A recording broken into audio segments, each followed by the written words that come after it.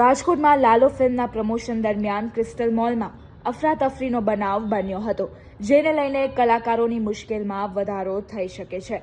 University પોલીસે ફિલ્મના પ્રોડ્યુસરનું મંગળવારે નિવેદન નોંધ્યું હતું, જે બાદ ફિલ્મના કલાકારો અને ડિરેક્ટરને બદલે માત્ર પ્રોડ્યુસર જ હાજર રહ્યા હતા, જેમાં યુનિવર્સિટી પોલીસે સમગ્ર ટીમને બોલાવી હતી. આગામી દિવસોમાં ફિલ્મના ડિરેક્ટર અને કલાકારો સહિત આખી ટીમનું નિવેદન લેવામાં આવશે. લાલો ફિલ્મના મુખ્ય કલાકારોએ વિડીયો જાહેર કરીને ક્રિસ્ટલ મોલ ખાતે લોકોને એકત્રિત થવા અપીલ કરી હતી.